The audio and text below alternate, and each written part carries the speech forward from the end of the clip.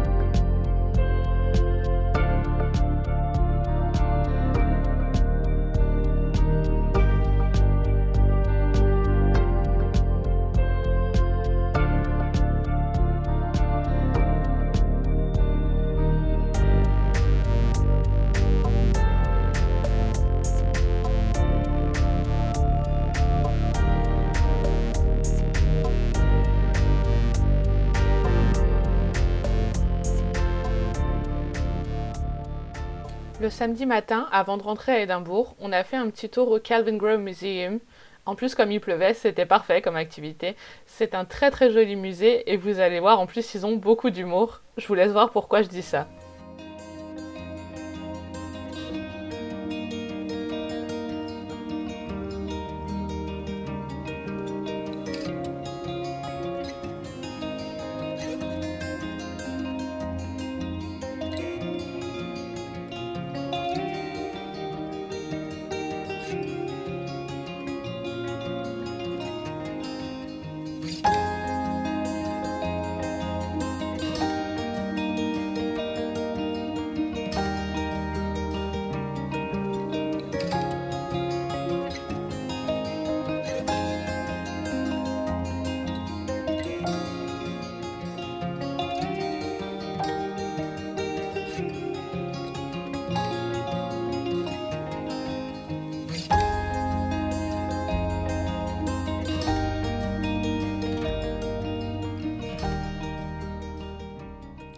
Bonjour tout le monde, je vous retrouve pour clôturer ce vlog.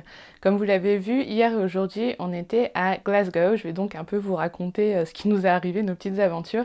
Et ensuite, je vous ferai un petit retour de librairie parce que oui, j'ai craqué. Et je vous parlerai également de ma lecture en cours. Alors, pour tout vous raconter, en fait, il y a presque 2 ans, juste avant le Covid, peut-être 1 ou 2 semaines avant que le Covid commence, j'avais acheté des places pour le concert de la dernière tournée de Genesis, le groupe de Phil Collins, parce que c'est le groupe préféré de mon chéri depuis toujours, et comme c'était leur tournée d'adieu, je m'étais dit, bah vu qu'on habitera en Écosse à ce moment-là, je prends les places. Sauf que ce concert devait avoir lieu en décembre l'année dernière, il avait été repoussé une première fois, ensuite une deuxième fois, et donc il devait avoir lieu hier. On avait donc réservé un hôtel à Glasgow. Hier, on arrive tout content à Glasgow à l'idée de se faire un très beau concert, parce que même moi, c'est un groupe que j'aime beaucoup. Et on s'est enregistré à l'hôtel, on s'est posé un petit peu, et au bout de 10 minutes, je vous mens pas, au bout de 10 minutes où on était à l'hôtel, le concert a été annulé parce que l'un des membres, apparemment, a attrapé le Covid. Alors, on croise très très fort les doigts pour que ça soit pas Phil Collins, parce qu'il est déjà en très mauvaise santé, le pauvre. Donc, j'espère que c'est pas lui, et que si c'est un autre, et bah, que ça soit pas trop grave. Le concert, apparemment, va être reporté, mais on sait pas quand, donc on sait déjà qu'on doit retourner à Glasgow. Mais on était quand même très très triste, on était dégoûtés. Mais bon, comme la chambre d'hôtel était de toute façon réservée et payée, on s'est dit, bah tant pis, on va se faire 2 journées à Glasgow, comme ça, tranquille, on va se faire plaisir, on va se balader. Et donc on a bien profité, on est vraiment très très contents.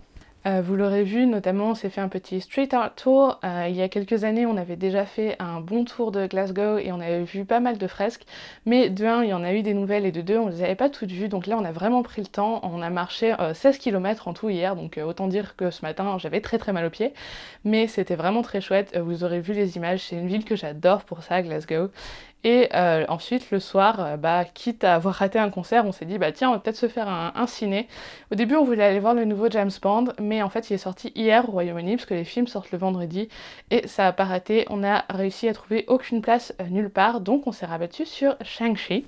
Mais on n'était pas encore au bout de nos peines. En fait, le ciné était dans un centre commercial du centre-ville, sauf que ici, les boutiques ferment un peu plus tôt qu'en France, à part les supermarchés. En général, les boutiques ferment vers 18h. Et le film était à 8h du soir. On est arrivé, le centre commercial était fermé, c'est-à-dire qu'on ne pouvait pas rentrer. Et pour accéder au cinéma, en fait, il fallait passer par le centre commercial. Donc on a tourné dans tout le quartier pendant une demi-heure.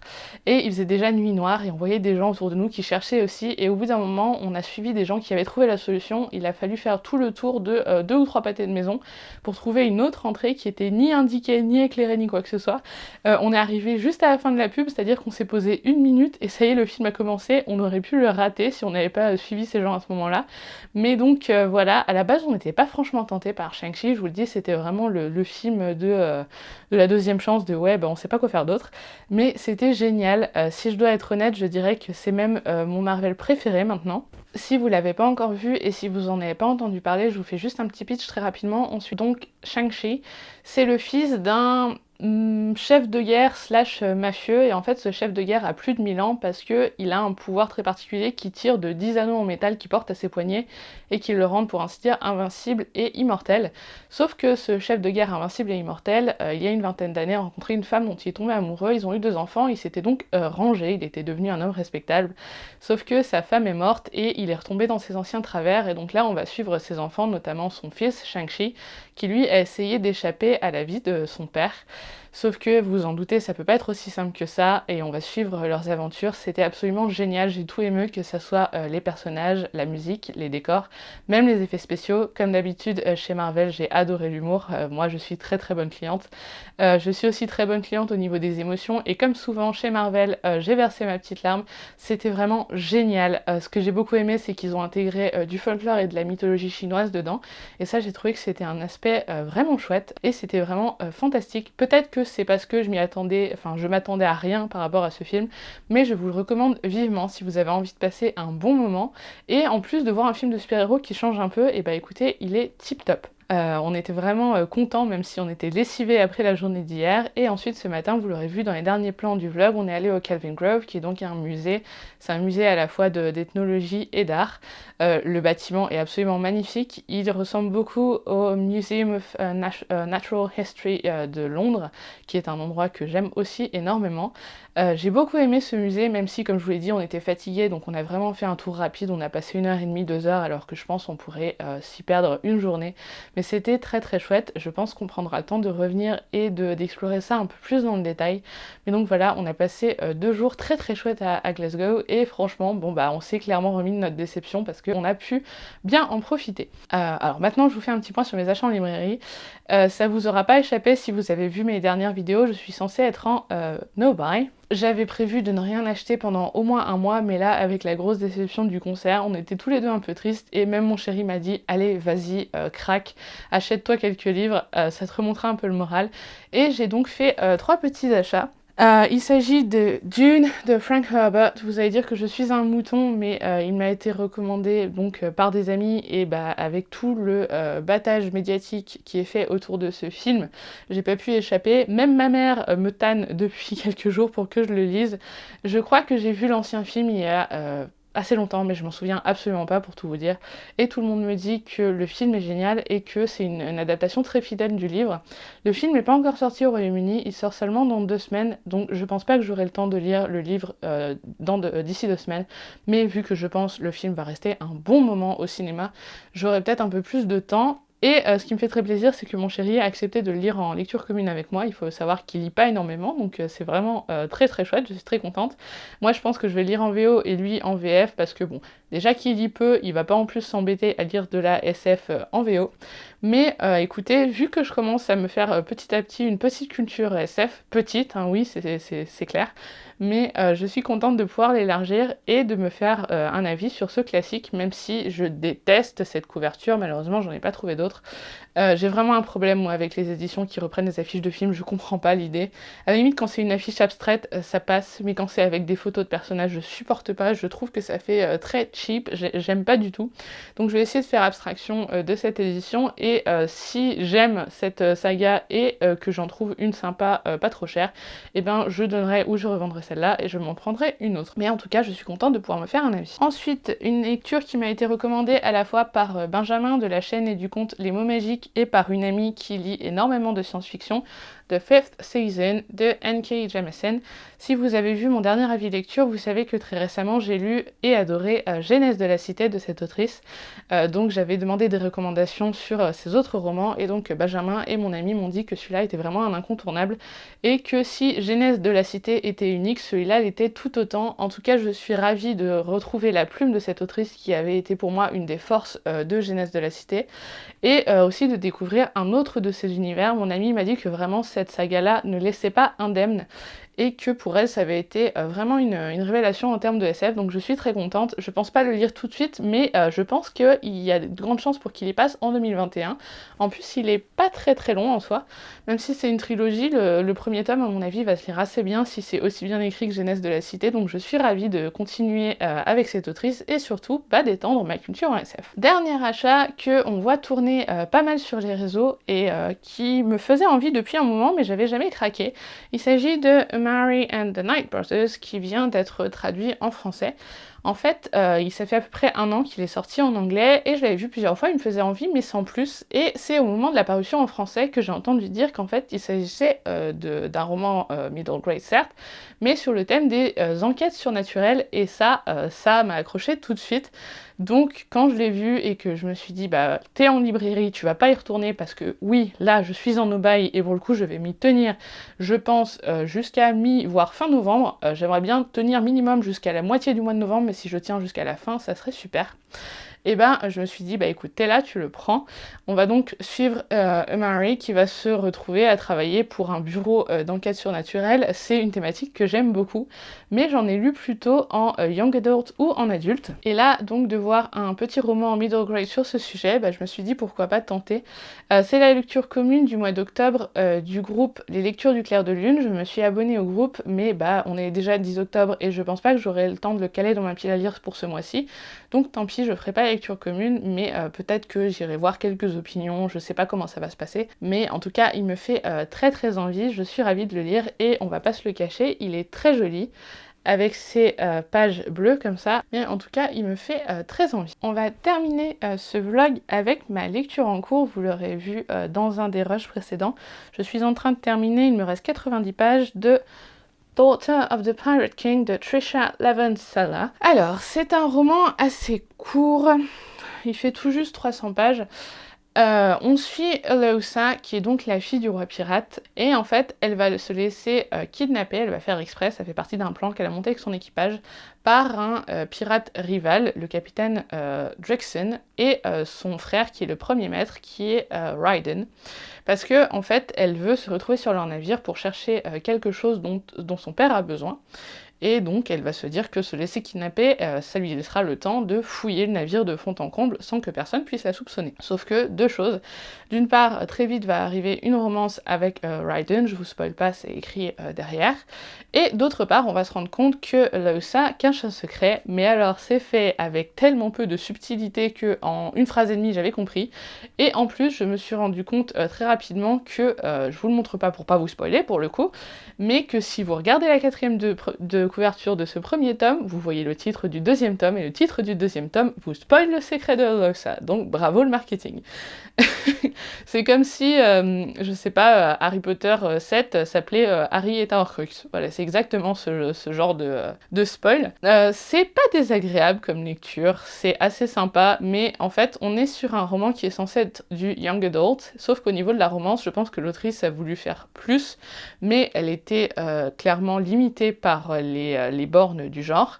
Et donc ça donne une romance très très maladroite qui voudrait être plus mature mais qui ne peut pas l'être, et c'est pas très bien fait pour tout vous dire.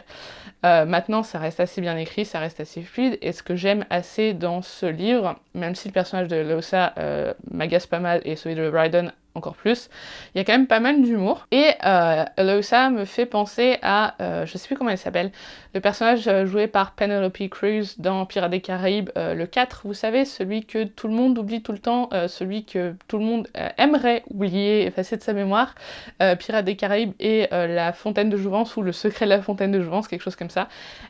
Pour le coup, c'est le personnage de Penelope Cruz, c'est un peu ce qui rattrape le film pour moi. Bah, Eloisa me fait penser à ça, mais quand même en moins mature, et donc elle a tendance à m'agacer, mais ça reste une petite lecture sympa, ça se lit vite, c'est écrit assez espacé, donc voilà, ça fait le job.